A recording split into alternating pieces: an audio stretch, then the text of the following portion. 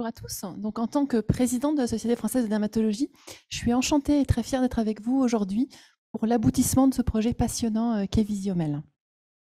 Donc, la Société française de dermatologie a comme principale mission le support à la recherche et la promotion à l'innovation en dermatologie. Donc, Visiomel s'encadre vraiment parfaitement dans ce cadre-là, s'intègre dans ce cadre.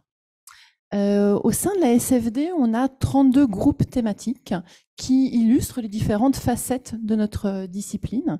Et c'est vraiment le groupe de cancérologie cutanée, le GCC, qui a été mis au travail en fait, pour ce fameux projet qui est Visiomel.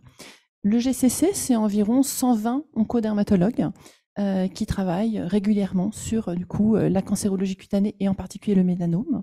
Et le GCC coordonne 2 databases, MELBASE et RICMEL. Et c'est RICMEL qui a été utilisé, comme nous l'a dit Laurie, pour ce projet Visiomel. RICMEL, c'est une database donc, française créée en 2012 qui est coordonnée par mon équipe au CHU de Nantes.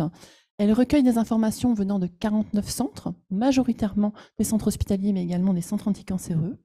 On a plus de 32 000 patients qui ont été inclus. Et pour ces patients, on recueille à la fois des données cliniques et biologiques sur leur mélanome, à la fois sur le mélanome primitif, mais aussi au cours de leur évolution sur d'éventuelles récidives. Ce qui nous amène à l'histoire naturelle du mélanome, pour ceux qui connaissent un petit peu moins. Donc classiquement, le mélanome, il naît au niveau cutané, plus rarement au niveau muqueux. Dans l'immense majorité des cas, il ne récidive pas, il est simplement traité par la chirurgie. Et puis parfois, malheureusement, il récidive au niveau souvent au départ cutané ou ganglionnaire. Et là, on sait très bien qu'on est à un tournant de la maladie. Le pronostic devient beaucoup plus sombre. Et ensuite, un risque d'évolution vers des métastases viscérales, avec tous les organes qui peuvent être touchés, mais en priorité poumons, foie, cerveau. On peut retenir quelques chiffres importants. À peu près donc 85% des mélanomes ne récidivent pas. S'il y a des récidives, elles surviennent très majoritairement dans les 3 premières années. Et puis aussi se dire que quand on a récidivé déjà au niveau ganglionnaire, on a un risque très élevé, près de 50 à 60%, de faire des métastases. Donc toute la problématique, c'est qu'on a beaucoup de mal à prévoir chez nos patients s'ils vont ou non récidiver. Et c'est vraiment tout l'enjeu de Visiomel. Donc je laisse la parole au professeur Eve Maubec.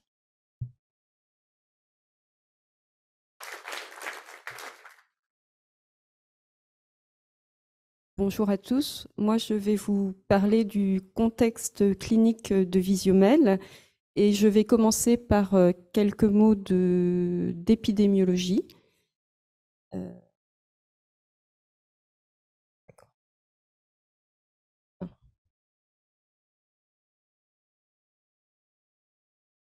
Cette diapositive vous montre l'incidence du mélanome à travers le monde et les zones à forte incidence sont en foncé. Donc vous voyez que la France est un pays d'incidence relativement élevée. Et si on regarde l'incidence au cours du temps, vous voyez que cette incidence augmente. En fait, elle double tous les 10 ans, alors que la mortalité à droite, elle se stabilise enfin grâce aux avancées thérapeutiques tant en thérapie ciblée qu'en immunothérapie depuis une quinzaine d'années. Le mélanome, c'est une maladie multifactorielle liée à tout un spectre de facteurs génétiques, mais également à droite à des facteurs environnementaux et essentiellement l'exposition au soleil, mais également aux UV artificiels, et puis à des facteurs liés à la personne, les caractéristiques des névus, les réactions au soleil et les caractéristiques pigmentaires de la peau, des yeux et des cheveux. Il existe différents types de mélanomes, des mélanomes extracutanés, les mélanomes muqueux de primitifs inconnus et mélanomes de l'œil qui ne sont pas étudiés dans Visiomel. Visiomel s'intéresse en effet aux mélanomes cutanés représentés à gauche. On en distingue 4 entités essentiellement. La plus fréquente, c'est le mélanome à extension superficielle. Et ces différentes entités sont également caractérisées par des altérations génétique de la tumeur qui varie en fonction du type de mélanome.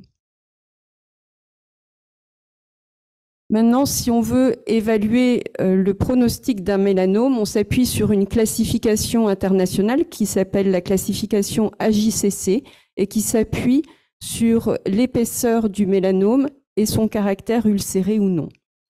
Ainsi, un mélanome de faible épaisseur, de moins de 1 mm, a un pronostic excellent avec une survie à 10 ans de plus de 95%, alors qu'un mélanome épais, en rose, de plus de 4 mm et ulcéré, a une survie d'environ 75% à 10 ans. Et je terminerai par un focus sur les mélanomes fins qui nous intéressent particulièrement dans le cadre de notre consortium Visiomel. Il s'agit de mélanomes qui sont les plus nombreux et même si leur pronostic est excellent, ils sont à l'origine d'environ un tiers des décès liés au mélanome. Et dans ce contexte, il nous paraît essentiel de mieux préciser les facteurs prédictifs de rechute de ces mélanomes fins. Merci et je passe la parole à mes collègues pathologistes.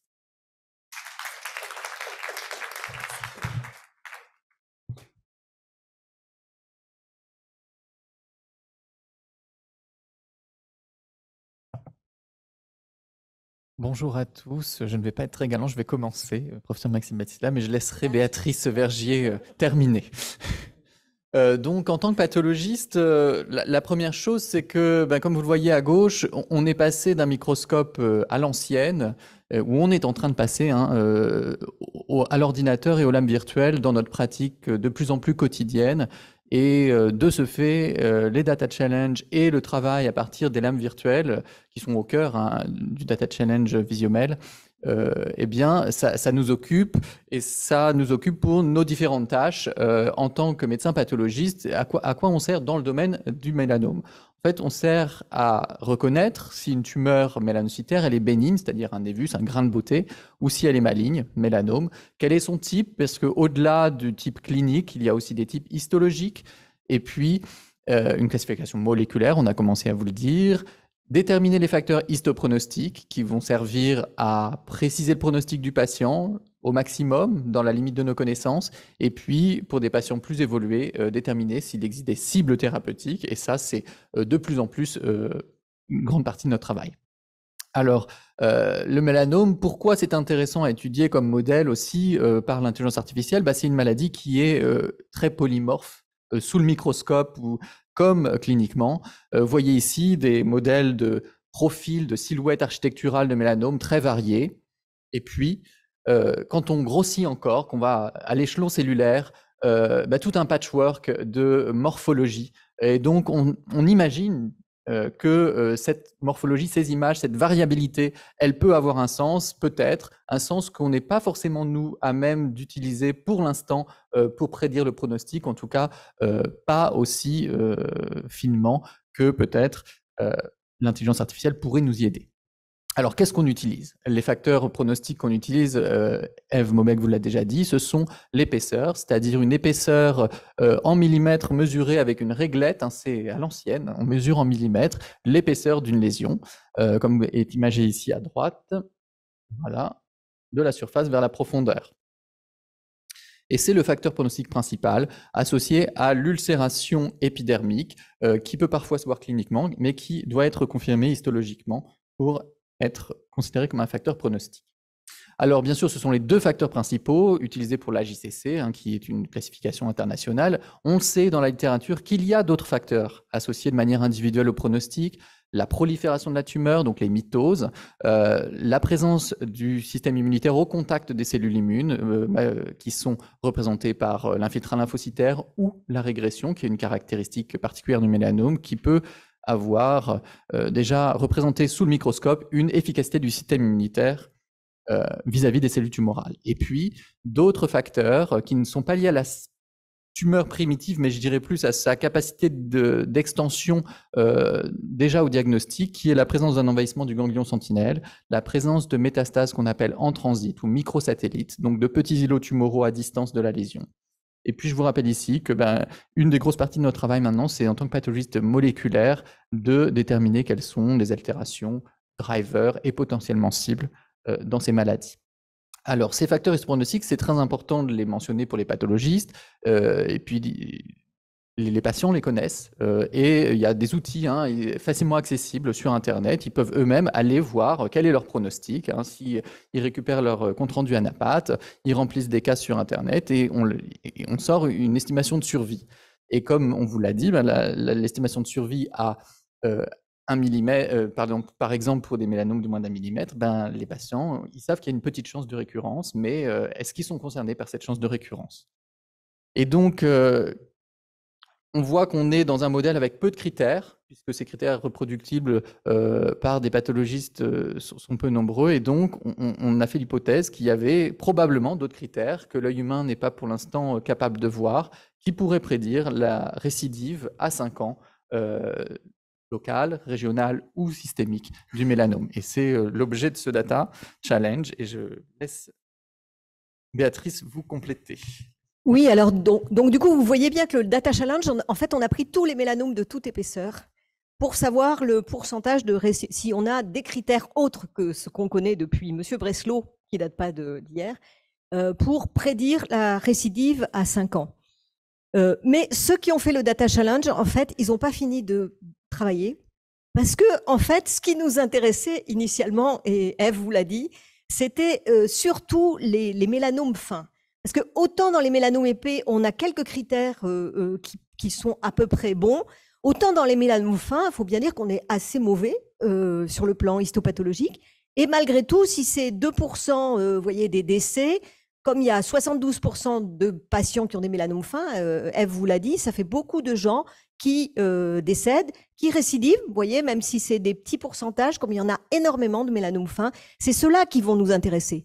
Voilà, donc au départ sur le data challenge, on est parti sur tout mélanome, toute épaisseur, mais maintenant, voilà, on va travailler avec vous, avec ceux qui ont répondu sur la partie mélanome fin, parce que c'est vraiment ça sur lequel on a besoin de critères qui soient autres que... Alors, ça existe comme tout à l'heure sur la JCC, on a, vous voyez, les Australiens qui ont mis en place une base de données où n'importe quel patient peut mettre son sexe, le sous-type de mélanome, où est localisée sa tumeur, l'ulcération, les mitoses et les ganglions sentinelles. Donc ça, c'est des choses qu'on connaît, mais finalement, on ne connaît pas tout. Et voilà, les choses qu'on connaît, c'est ça pour les mélanomes fins. C'est-à-dire que, par exemple, on sait qu'un mélanome fin, il va faire plus souvent des ganglions positifs. Et vous vous rappelez, on vous a dit que s'il y avait des ganglions sentinelles positifs, il y a de fortes chances qu'il y ait des métastases derrière. Eh bien, il y a plus de chances qu'ils fassent des mélanomes, des ganglions positifs s'il y a une épaisseur de plus de 0,8 mm, s'il est ulcéré, s'il y a des microsatellites, des mitoses, et puis la phase de croissance verticale. Mais tout ça, c'est des vieux machins. Voilà. Et en fait, ce que nous, on aimerait trouver, en fait, c'est qu'est-ce qu'il pourrait y avoir de nouveau sur l'image qui puisse être un peu plus fin pour prédire la récidive, voire l'évolution métastatique de ces mélanomes fins. Voilà.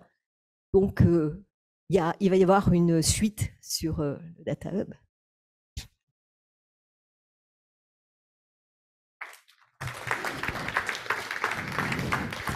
Merci à vous quatre pour cette intervention. Je vous invite peut-être à rester sur scène au cas où il y a des questions. Donc, est-ce qu'il y a des questions dans l'Assemblée concernant le contexte clinique et pathologique du mélanome? Ça devrait être très clair du coup.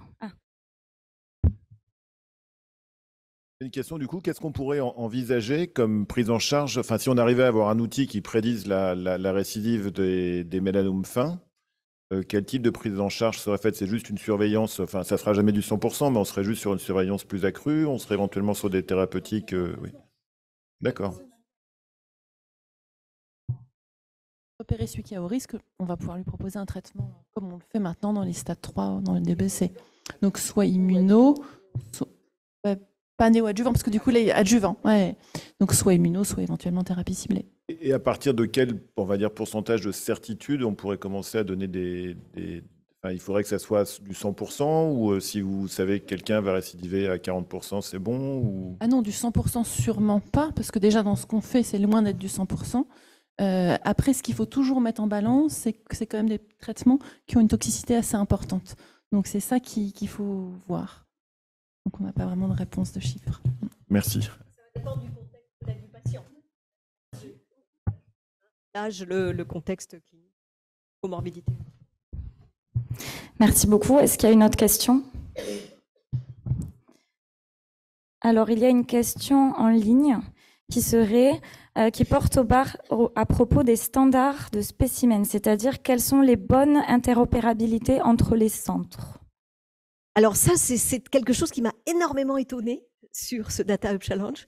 C'est que d'habitude, moi j'ai un peu l'habitude de travailler avec des gens qui font de l'IA, etc. Ils me disent tous il faut un HES, un HE, pas un HES parce que surtout pas un HES, un HE coloré de telle ou telle façon, tous pareils. Et là, ce qu'on vous a demandé quand vous avez répondu au Data Hub Challenge, c'est n'importe quel HES de la France entière à des âges différents qui ont vieilli, etc. Donc pour moi, c'était ça le challenge. En fait. C'était de pouvoir arriver à trouver des choses avec. Donc c'est pour ça, pour répondre à la question, il y a un standard, il n'y a pas de standard en fait. Et il faudrait arriver à trouver des outils qui défient les standards. On précise que HE et HES, c'est les lames histologiques. Oui, c'est les colorations. Hématéine, c'est le bleu que vous voyez. Éosine, c'est le rose que vous voyez. Et le safran, c'est très français.